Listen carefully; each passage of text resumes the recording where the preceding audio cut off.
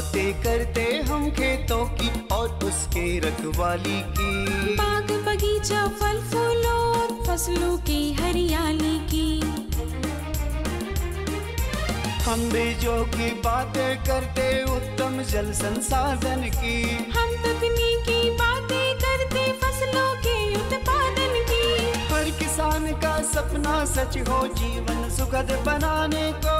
गाँव-गाँव के हर आंगन का प्यारा सा ये दर्शन। कृषि दर्शन, कृषि दर्शन, कृषि दर्शन, कृषि दर्शन, कृषि दर्शन, कृषि दर्शन, कृषि दर्शन, कृषि दर्शन। जोहार, नमस्कार। कृषि दर्शन के आज के अंक में आप सबों का स्वागत है। कृषि जगत की ताज़ा तरीन खबरें और कुछ समसामयिक जानकारी लेके हम उपस्थित हैं। तो चलिए कार्यक्रम की शुरुआत करते हैं और सबसे पहले देखते हैं कृषि समाचार। नमस्कार, कृषि समाचार में आपका स्वागत है। मैं हूं प्रियंका। आइए देखते हैं आज कृषि समाचार में क्या है खास। लातेहार जिला में मछली पालकों के लिए रियरिंग तालाब निर्माण योजना। कच्चा आवास में रहने वाले मछली पालकों के लिए वेद व्यास आवास निर्माण योजना। अगाध फूलगोभी के बेहतर उत्पादन के लिए लगाएं उन्नत प्रभेद पुषा केतकी। अब समाचार विस्तार से।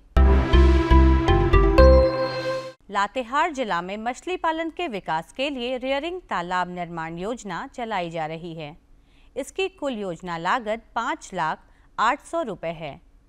इसमें अनुसूचित जनजाति के लाभुकों को कुल योजना लागत का 80% और अन्य श्रेणी के लाभुकों को 70% अनुदान देने का प्रावधान है। लातेहार के मछली पालक इस योजना से लाभ लेने के लिए जिला मत्स्य कार्यालय में 30 अगस्त तक आवेदन दे सकते हैं। राज्य में वेद व्यास आवास निर्माण योजना चलाई जा रही है। इस योजना के तहत कच्चा घर में रहने वाले मछली पालकों को पक्का मकान बनाने के लिए अनुदान उपलब्ध कराया जाएगा। इस योजना से लाभ लेने के लिए उन मछली पालकों को योग्य माना जाएगा जिनकी आर्थिक स्थिति गरीबी रेखा से नीचे है और वो किसी अन्य आवास योजना से लाभ नहीं ले रहे हों। राज्य के मछली पालक वेद व्यास आवास निर्माण योजना से लाभ लेने के लिए जिला मत्स्य कार्यालय से संपर्क कर सकते हैं। मुर्गी पालक भाइयों, इस मौसम में अपने चूज़ों को कई रोगों से बचाने के लिए टीकाकरण कराएं। चूज़ों को चेचक, रानीखेत और गंबोरो बीमारी से मृत्यु हो सकती है। इन तीनों बीमारियों से बचाव का उपाय है टीका।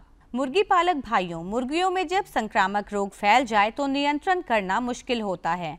चेचक, रानीखेत और गंबोरो होने की स्थिति में टीका लेना कारगर नहीं होगा। इस समस्या के निदान के लिए नियंत्रण से कारगर है बचाव, यानी कि चूज़ों को ये रोग हो ही नहीं, इसके लिए उनके निर्धारित उम्र में ही उनके लिए तय टीका दिला दें। किसान भाइयों, ये जैसे बात कर रहे थे हम लोग टीकाकरण की, तो पहले आप चूजे में मैरेक्स की तो दिए हुए रहती है। टीकाकरण में विशेष करके आप मुर्गियों में होने वाले चेचक की बीमारी का चेचक का टीका, रानीखेत और गैमरो के टीका पर विशेष सतर्क रहें। रानीखेत का शुरुआत आप 3 से 5 दिन में पहला टीका कराएं, दूसरा टीका 20 से 21 दिन में कराएं और उसके बाद अगर आप लेयर रखे हुए हैं तो फिर 40-45 दिन में अलग अलग स्ट्रेन के जो रानीखेत के अलग अलग स्ट्रेन आते हैं उनका आप चुनाव करके उसको नियमित रूप से कराते रहें। गैमरो का टीकाकरण आप 10 से 12वें दिन में जरूर करा लें। राज्य के जो किसान फूलगोभी की अगाध खेती करना चाहते हैं वे इस माह के अंत तक बुआई कर सकते हैं। अगाध फूलगोभी के बेहतर उत्पादन के लिए कुंवारी, पुषा केतकी या पुषा दीपाली लगाएं। फूलगोभी की खेती के लिए हल्की दोमट मिट्टी वाले वैसे खेत का चुनाव करें जिसमें जल निकास की अच्छी व्यवस्था हो। अगाध फूलगोभी की बुआई में 800 ग्राम बीज प्रति हेक्टेयर की दर से लगाएं। बुआई में कतारों के बीच 60 सेंटीमीटर और पौधों के बीच 30 सेंटीमीटर की दूरी रखें। अगाध फूलगोभी के बेहतर उत्पादन के लिए कुंवारी, पुषा केतकी या पुषा दीपाली लगाएं। इनकी उत्पादन क्षमता 200 से 250 क्विंटल प्रति हेक्टेयर है।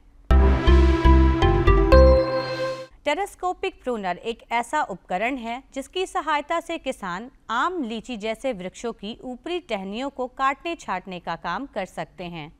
इस उपकरण में लंबाई बढ़ाने की भी सुविधा है।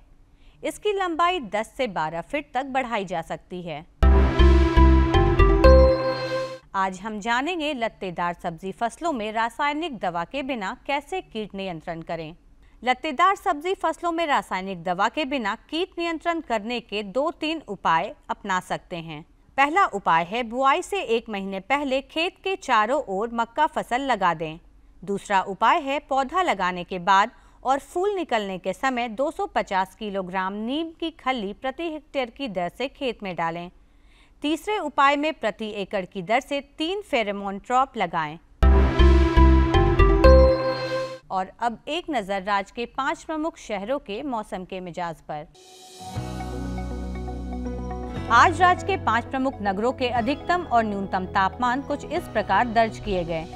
रिपीट, रांची का अधिकतम तापमान 26 डिग्री सेल्सियस और न्यूनतम 21 डिग्री सेल्सियस। जमशेदपुर का अधिकतम तापमान 32 डिग्री सेल्सियस और न्यूनतम 25 डिग्री सेल्सियस। मेदिनीनगर का अधिकतम तापमान 34 डिग्री सेल्सियस और न्यूनतम 25 डिग्री सेल्सियस। देवघर का अधिकतम तापमान 33 डिग्री सेल्सियस और न्यूनतम 24 डिग्री सेल्सियस। धनबाद का अधिकतम तापमान 33 डिग्री सेल्सियस और न्यूनतम 25 डिग्री सेल्सियस रहा। कृषि समाचार में आज इतना ही। अगले दिन अगले अंक में फिर मुलाकात होगी कुछ ताज़ा तरीन खबरों के साथ। तब तक के लिए दीजिए इजाजत। नमस्कार, जोहार। कृषि समाचार में आपने कृषि जगत से जुड़ी हुई नई खबरें तो जान ली हैं, साथ ही आपने मौसम का हाल और मंडी का भाव भी जान लिया है। तो रुकते हैं एक छोटे से विराम के लिए, मिलते हैं इस विराम के बाद। भारत सरकार का हर प्रयास किसानों को दे रहा है एक नई आस। देश के किसानों की खुशहाली और उन्हें आत्मनिर्भर बनाने के लिए भारत सरकार समर्पित है। प्रधानमंत्री श्री नरेंद्र मोदी जी के नेतृत्व में कृषि क्षेत्र में किए गए निरंतर प्रयासों के फलस्वरूप देश खाद्यान्न व बागवानी के क्षेत्र में आत्मनिर्भर हो चुका है और देश में दलहन का उत्पादन भी बढ़ा है। इसी तरह भारत सरकार ने खाद्य तेलों के उत्पादन को बढ़ाने के भी अनेक प्रयास किए हैं। इसी क्रम को आगे बढ़ाते हुए माननीय प्रधानमंत्री श्री नरेंद्र मोदी जी के नेतृत्व में भारत सरकार ने दूरदर्शी निर्णय लेते हुए राष्ट्रीय खाद्य तेल मिशन ऑयल पाम की शुरुआत की है। इस मिशन से देश भर के किसानों को बहुत लाभ मिलेगा। कृषि के पूंजी निवेश में वृद्धि होगी, खाद्य तेल आयात पर देश की निर्भरता कम होगी और रोजगार के नए अवसर पैदा होंगे। खाने के तेल में आत्मनिर्भरता के लिए अब राष्ट्रीय खाद्य तेल मिशन ऑयल पाम का संकल्प लिया गया है। इससे किसानों को तो सीधा लाभ होगा ही, गरीब और मध्यम वर्ग के परिवारों को सस्ता और अच्छी क्वालिटी का तेल भी मिलेगा। यही नहीं, ये मिशन बड़े स्तर पर रोजगार का निर्माण करेगा। इस मिशन के अंतर्गत ऑयल पाम का रकबा और पैदावार बढ़ाने पर जोर देने के लिए सरकार ने 11,000 करोड़ रुपए से अधिक की सहायता राशि निर्धारित की है। मिशन के तहत सरकार ने ऑयल पाम की खेती के लिए रोपण आदि की सहायता में बढ़ोतरी करते हुए पहले मिलने वाले 12,000 रुपए प्रति हेक्टेयर को बढ़ाकर 29,000 रुपए प्रति हेक्टेयर तक कर दिया है। ऑयल पाम के पुराने बागों के पुनरुद्धार के लिए 250 रुपए प्रति पौधा के हिसाब से विशेष सहायता दी जा रही है। पौधारोपण सामग्री की कमी दूर करने और बीजों की पैदावार करने वाले बागों को भी सहायता दी जाएगी। इसके तहत 15 हेक्टेयर ऑयल पाम उद्यान के लिए 80 लाख रुपए तक की सहायता राशि दी जाएगी। इसके अलावा नर्सरी विकास के लिए 40 लाख रुपए तक तय किए गए हैं। पूर्वोत्तर और अंडमान राज्यों के लिए विशेष सहायता का भी प्रावधान है। ऑयल पाम के किसान ताजे फलों के गुच्छे यानी FFB का उत्पादन करते हैं, जिनकी वर्तमान में कीमतें अंतर्राष्ट्रीय मूल्यों में उतार चढ़ाव के आधार पर तय होती हैं। पहली बार केंद्र सरकार ताजे फलों के गुच्छे की कीमत के लिए किसानों को आश्वासन दे रही है।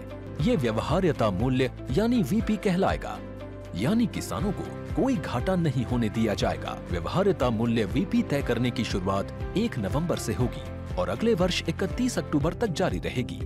इसे ऑयल पाम वर्ष कहा जाएगा। इस योजना के तहत वर्ष 2025-26 तक ऑयल पाम का रकबा 6.5 लाख हेक्टेयर सृजित करने और कच्चे ऑयल पाम की पैदावार वर्ष 2025-26 तक 11.20 लाख टन पहुंचाने का लक्ष्य निर्धारित किया गया है।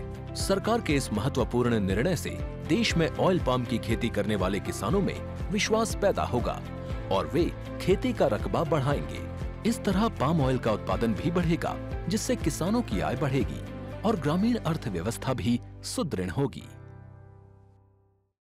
किसान भाइयों, ये जो मक्का की फसल है वो गेहूं के बाद दूसरी प्रमुख फसलों में से आती है। इसकी खेती मैदानी इलाकों के साथ साथ पहाड़ी इलाकों में भी किया जा सकता है। साथ ही इसकी खेती खरीफ के साथ साथ रबी फसल में भी की जाती है और ये जो फसल है उसे मानव के इस्तेमाल में तो लाया ही जाता है, साथ साथ ये पशु आहार के रूप में भी इस्तेमाल में आता है। कैसे करें समसामयिक देखभाल मक्के की फसल की ताकि अच्छी फसल मिल सके, पूरी जानकारी हम आपको दिलाते हैं इस फीचर के माध्यम से। हमारे झारखंड प्रदेश में इस वर्ष अनिश्चित बारिश होने की वजह से किसान भाई धान की बुआई वक्त पर नहीं कर पा रहे हैं। ऐसे में अपनी आमदनी को बनाए रखने के लिए ये जरूरी है कि वे ऐसी फसलों का चुनाव करें जो इस मौसम के अनुकूल हो और वो इनके नुकसान की भरपाई भी कर सके। मक्का एक ऐसी फसल है जिसकी बुआई दिसंबर जनवरी के महीने को छोड़कर सालों भर की जा सकती है और इससे उत्पादन लेकर अच्छी आमदनी प्राप्त की जा सकती है। इस बार जैसा झारखंड में हो रहा है कि सुखाड़ की स्थिति है, पानी कम बरस रहा है, किसान भाई धान पे ज़्यादा आकर्षित होते हैं और धान की फसल चूँकि पानी कम हो रहा है तो इसलिए रोपनी नहीं कर पा रहे हैं। कई लोगों की नर्सरी बर्बाद हो रही है। सरकार भी इस दिशा में कदम उठा रही है और दूसरे फसलों को बढ़ावा दे रही है। तो इसमें अगर हम देखें तो मक्का एक महत्वपूर्ण फसल के रूप में उभरी है जिसको किसान भाई लगा सकते हैं, क्योंकि मक्का की खेती सालों भर की जा सकती है। किसी भी समय हम इसको मक्का की बुआई कर सकते हैं। केवल हम दिसंबर और जनवरी के महीने में चूँकि ज़मीन बहुत ज़्यादा ठंडी हो जाती है तो उस समय हम बुआई नहीं करते हैं, क्योंकि ठंडी ज़मीन होने के कारण अंकुरण में समस्या आती है। तो दिसंबर जनवरी को छोड़ के आप कभी भी मक्का लगा सकते हैं। तो जो किसान भाई का खेत खाली है वो अभी भी मक्का अगर लगाना चाहते हैं तो मक्का की फसल लगा के अच्छा उत्पादन प्राप्त कर सकते हैं। दूसरी एक मक्के में खासियत ये है कि आज हम डाइवर्सिफिकेशन के बारे में बात करते हैं कि जो किसान भाई क्रॉपिंग सिस्टम लेते हैं उसमें दूसरी फसल को किस तरह से समायोजन किया जाए या दूसरी फसल का लगाया जाए। तो मक्का खुद डाइवर्सिफाइड फसल है, क्योंकि मक्का एक ऐसी फसल है जिसमें जब मूछ आती है उस समय भी हम उसको तोड़ के बेबी कॉर्न के रूप में इस्तेमाल कर सकते हैं। जब हरा भुट्टा होता है उस समय भी इस्तेमाल किया जा सकता है और जब पक जाता है तो दाने के रूप में इस्तेमाल किया जा सकता है। तो मक्का को किसी भी स्टेज में हम हार्वेस्ट करके उसका इस्तेमाल कर सकते हैं, जबकि दूसरी फसल में हमको अंतिम तक इंतज़ार करना पड़ता है कि वो पकेगी तब हम उसको अपने ज़रूरत के लिए इस्तेमाल करेंगे। जिन किसान भाइयों ने मक्के की बुआई जून जुलाई के महीने में कर ली है उनके लिए ये आवश्यक है कि वे इन फसलों की समसामयिक देखभाल करें, तभी वे इससे अच्छा उत्पादन ले सकते हैं। बारिश के मौसम में घास के बढ़ जाने से मक्के का उत्पादन प्रभावित होता है। ऐसे में यह अति आवश्यक है कि 20 दिन और 40 दिन के अंतराल में कम से कम 2 बार इनकी निकौनी कर लें। जिन्होंने अभी बुआई शुरू की है वे खरपतवार की समस्या से बचने के लिए दवाओं का भी प्रयोग कर सकते हैं। इस समय जैसे जिस तरह का मौसम है, जो किसान भाई मक्का लगा चुके हैं, समसामयिक देखभाल मक्के की बहुत ज़रूरत है, तभी किसान भाई मक्के से ज़्यादा उत्पादन प्राप्त कर सकते हैं। तो कम से कम चूँकि जिस तरह का पानी बरस रहा है उसमें घास की वृद्धि बहुत ज़्यादा तेज़ी से होती है, तो किसान भाइयों को घास अगर मक्के को ढक लेता है तो मक्के का बढ़ोतरी उससे प्रभावित होती है, उत्पादन घटता है। तो किसान भाइयों को कम से कम 2 बार उसकी निराई गुड़ाई ज़रूर करनी चाहिए। उनको 20 दिन पे तथा 40 दिन पे 2 बार उसका निकौनी कर लेने से अगर घास को हटा देते हैं तो उससे उनको ज़्यादा उत्पादन प्राप्त होगा। लेकिन अगर किसान भाई के पास लेबर की कमी है तो किसान भाई जिस समय लगा रहे हैं उस समय उनको एट्राजीन नामक एक वीडीसाइड जो केमिकल है उसका उनको प्रयोग करना चाहिए। लगाने के 1 से 2 दिन के बाद अंतराल पे उसको अगर स्प्रे कर देते हैं तो उनको खरपतवार की समस्या से निजात मिल जाती है। अब 25 दिन बाद अभी नया एक केमिकल आया है टेम्बोट्रिन, जिसको लॉडिस के नाम से बायर कंपनी का है। वो 125 ml प्रति हेक्टेयर की दर से अगर किसान भाई 25 दिन का जब मक्के का पौधा हो जाता है तो उसका छिड़काव कर देते हैं तो उनको खरपतवार की समस्या से जड़ से निजात मिल जाएगी और उनको अच्छा उत्पादन प्राप्त होगा। फसलों की सही बढ़वार के लिए खाद और उर्वरकों का उचित मात्रा में प्रयोग करना भी बहुत आवश्यक है। ये खाद और उर्वरक ही हैं जिनसे फसलों को पोषक तत्व मिलते हैं। अतः इसके लिए नाइट्रोजन, स्फुर, पोटास तथा गोबर खाद का उचित मात्रा में इस्तेमाल करना बेहतर होता है। किसान भाइयों को ये भी, जैसे इस समय खाद और उर्वरक की जैसा मैं बात करना चाहता हूँ कि मक्का का पौधा जितना उत्पादन देता है उतनी उसको खाद और उर्वरक की भी ज़रूरत होती है। तो किसान भाइयों को चाहिए कि जिस समय बुआई कर रहे हैं तो बुआई के समय अगर वो हाइब्रिड किस्म लगाए हुए हैं तो 150 किलोग्राम नत्रजन, 60 किलोग्राम स्फुर और 40 किलोग्राम पोटास की मात्रा का प्रयोग उनको पूरी फसल में करना है। और 10 क्विंटल किसान भाइयों को कंपोस्ट या सड़ी गोबर की खाद अगर वो अपने खेत में प्रयोग कर रहे हैं तो उनको अच्छा उत्पादन प्राप्त होगा। तो किसान भाई अगर 150 किलोग्राम नत्रजन हाइब्रिड किस्म में लगा रहे हैं तो उसमें से 1/3 भाग उनको बुआई के समय डालना चाहिए तथा बचे हुए 2/3 भाग को 2 भाग में विभक्त करके 1/3 भाग जब पौधा घुटने के आकार का पहुंचता है तो उस समय उसका प्रयोग करना चाहिए तथा 1/3 जो बचा हुआ अंतिम भाग है उसको जब नर मंजरी निकलती है तो उस समय प्रयोग करना चाहिए।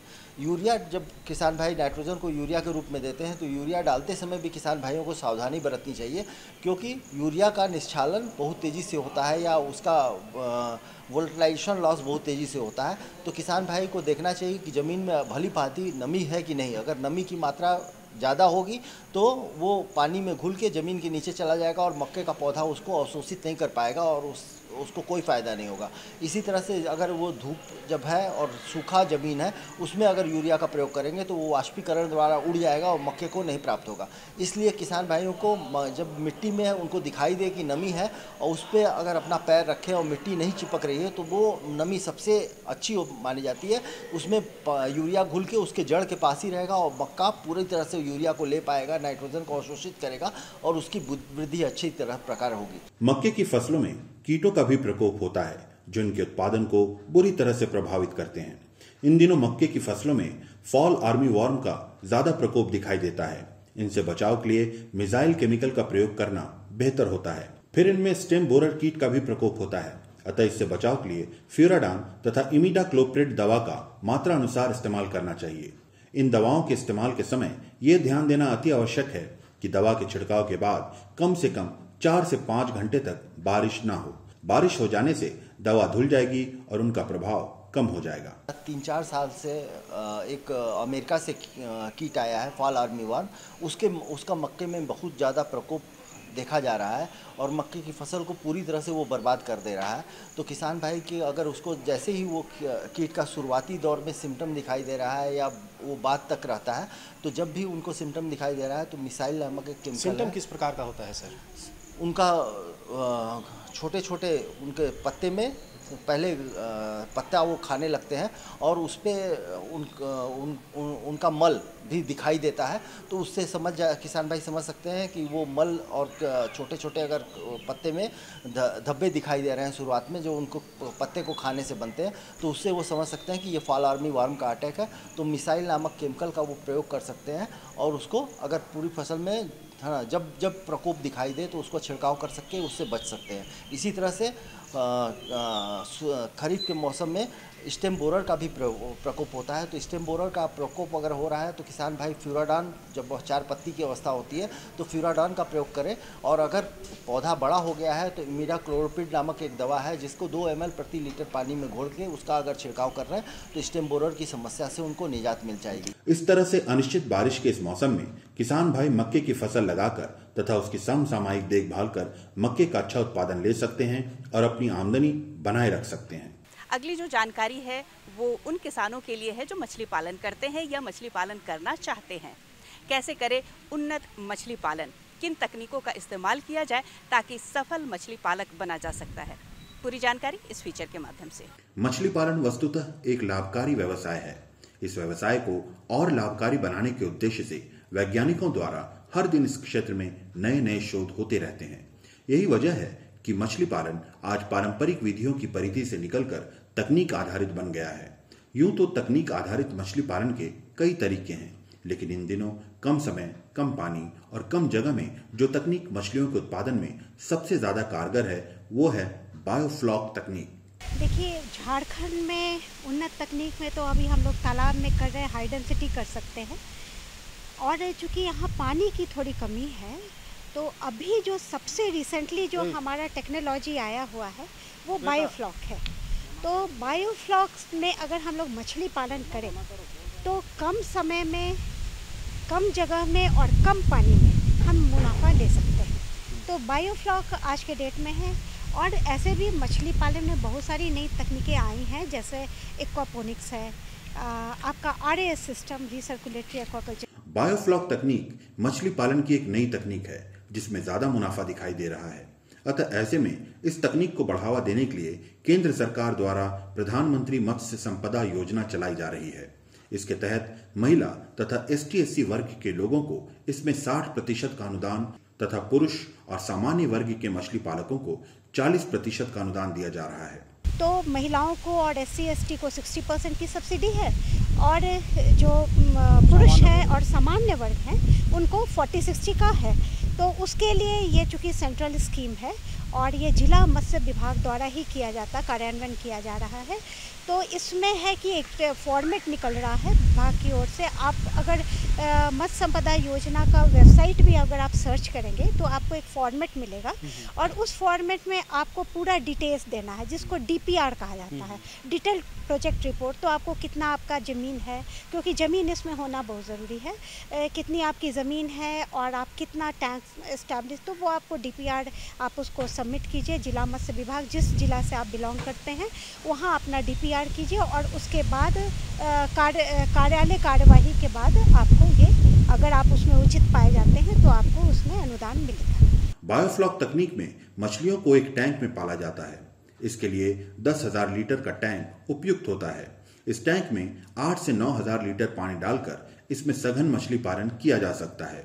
इस टैंक को बनाने में मत्स्य विभाग मछली पालकों की मदद करता है। देखिए, इसमें क्या है कि अलग अलग कैपेसिटी का टैंक बना जाता है, लेकिन अभी जो सबसे करंट में है, क्योंकि हम लोग झारखंड का पानी का भी सिनेरियो देखना है, तो 10,000 लीटर का अगर टैंक, ये सबसे मिनिमम है, उसको ज़्यादा करंटली लोग एक्सेप्ट कर रहे हैं। ऐसे तो आप छोटे टैंक में भी कर सकते हैं, 5,000 ले कर सकते हैं, लेकिन चूँकि अगर काम कर रहे हैं तो उसमें थोड़ा व्यवसायिक दृष्टिकोण भी रखने पे तो मुनाफा भी हमें देखना है। तो 10,000 जो है वो सबसे बेहतर है अभी के डेट में। और उसमें क्या है कि 10,000 टैंक बनाना है, 10,000 लीटर की टैंक बनानी है, और उसमें 5 मीटर के डायमीटर का एक टैंक बनाया जाता है। उसकी हाइट जो है आपका 6 फीट या 5 फीट, जिस तरह का भी आपका DPR में है उस तरह का हम लोग टैंक बना लेते हैं, और उसमें 10,000 लीटर पानी डालते हैं। मतलब 10,000 तो आप नहीं उसमें कुछ हम लोग कम ही डालेंगे, क्योंकि ऊपर का लेवल को थोड़ा सा नीचे ही पानी हम लोग रखते हैं, क्योंकि मछली को थोड़ा उछलने की भी प्रवृत्ति होती है, तो थोड़ा उसमें पानी हम लोग इस तरह से डाल देते हैं। बायोफ्लॉक तकनीक से मछली पालन करने के लिए मछली पालकों को मछलियों की कुछ खास प्रजातियों का ही चयन करना चाहिए। इस पद्धति में रोहू, मृगल तथा कतला आदि की बढ़वार अच्छी नहीं होती है। अतः मछली पालक इस पद्धति में पंगेशियस, तिलापिया, वियतनामी क्वीन जैसी प्रजाति का ही पालन करें। जो मछली, जैसे हम IMC करते तो हैं, बट जो तालाब में हमारा ग्रोथ मछली का होता है, क्योंकि मछली को IMC को, इंडियन मेजर कार्प, कतला, रोहू, मृगल जिस कैटेगरी में आते हैं, तो उसको बड़ा स्पेस चाहिए ग्रो करने का, तो वो उसको नहीं मिल पाता है। तो अगर आप 5-6 महीना भी करते हैं तो उसका जो बढ़त है आपको 250 से 300 ग्राम से नहीं हो पाता है ज़्यादा। लेकिन उसके लिए कुछ विशेष प्रजातियां ही हम लोग यूज़ करते हैं, जैसे पंगेशियस है, तिलापिया है, वियतनामी कोई है, पाबदा है, इस तरह की मछली को ही हम लोग सेलेक्ट करते हैं। और उसके अलावा इसमें और भी कंस्ट्रेंट है, क्योंकि इसमें बिजली चाहिए, एरेशन बहुत ज़रूरी है, और एरेशन से ही जो फ्लॉक है वो उसका ग्रोथ होता है। फ्लॉक मैं कहूँगी कि ये एक सॉर्ट ऑफ प्रोबायोटिक्स है। प्रोबायोटिक्स उसको कहते हैं, जैसे आप दही जमाते हैं तो दही किससे जम रहा है, वो बैक्टीरिया से, तो वो हमारे लिए बेनिफिशियल बैक्टीरिया है, तो उसको प्रोबायोटिक्स कहते हैं। तो इस तरह से हेट्रोट्रॉपिक और ऑटोट्रॉपिक बैक्टीरिया प्रोबायोटिक्स से हम लोग उस जो सिस्टर्न है या टैंक है उसमें हम लोग डालते हैं, और वो ग्रोथ करती है। और जो मछली का जो वेस्ट निकलता है, नाइट्रोजनस वेस्ट, जिसको हम लोग अमोनिया को ये बैक्टीरिया उसको नाइट्रीफाई करती है, और उससे वो प्रोटीन रिलीज़ करती है जो मछली के लिए खाना बनता है। जितना वो खाना रिलीज़ करेगी वो बैक्टीरिया का साइज़ बड़ा होगा और मछली का वो खाना भी बनता है। तो वो वेस्ट को यूटिलाइज़ करते हुए होता है। उसके अलावा हम लोग पिलेटेड फीड भी ऊपर से डालते हैं, क्योंकि मछली जो है, अगर आप पिलेटेड फीड जो डालें जो इसको पूरक आहार कहा जाता है, ये जो बाजार में मिलता है इसमें हाई प्रोटीन युक्त होता है, तो उसको अगर हम लोग डालते हैं, ये फ्लोटिंग फीड होती है, इसको अगर हम लोग डालते हैं तो मछली उसका 20 से 30% ही खाती है और जो रेस्ट है वो नीचे जम जाता है। नीचे जमने से क्या होता है, वो डिकम्पोज होता है और फिर ये बैक्टीरिया के लिए एक आहार बनता है और वो जो वेस्ट निकलता है वो फिर से उसको डीनाइट्रीफाइंग वे प्रोबायोटिक्स करते हैं। इस पद्धति से मछली पालन कर मछली पालक 6 से 8 महीने में ही मछलियों का अच्छा उत्पादन ले सकते हैं। इसमें इतना ध्यान देना चाहिए कि इसकी शुरुआत मार्च से अक्टूबर माह तक में हो जाए, अन्यथा ठंड के मौसम में इसकी शुरुआत करने से मछलियों का उत्पादन प्रभावित होता है। ये 6 महीना की साइकिल, अगर आप मागुर पालन कर रहे हैं तो ये 8 महीने का होगा, क्योंकि मागुर जो है बहुत स्लो ग्रोथ है, तो वो 8 महीने लग जाएंगे। बट ये हम लोग को ये जो कल्चर है अभी हम लोग को अप्रैल मंथ से, मार्च अप्रैल से ही शुरू कर देना चाहिए, क्योंकि जब जाड़ा आता है तो बायोफ्लॉक में काफ़ी परेशानी आती है, मोर्टेलिटी आती है, बीमारियां आ जाती हैं। इसीलिए किसान भाइयों को चाहिए कि ये जो हमारा पीरियड है आपका मार्च टू अक्टूबर के पहले वो अपना साइकिल कंप्लीट कर ले, तो उसी तरह की वैरायटी डालें। उसमें पंगास हमारा 4 महीने का साइकिल है, उसी तरह पापदा भी है, कोई वियतनामी कोई भी 6 महीने तक जा सकती है और इनका लेकिन ज़्यादा ग्रोथ नहीं होता है।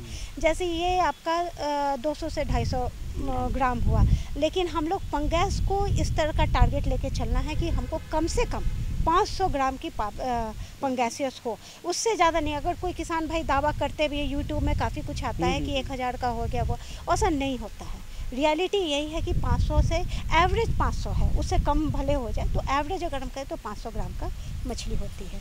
बायोफ्लॉक तकनीक मछली पालन की एक ऐसी तकनीक है जिसमें नदियों, तालाबों की जरूरत नहीं पड़ती।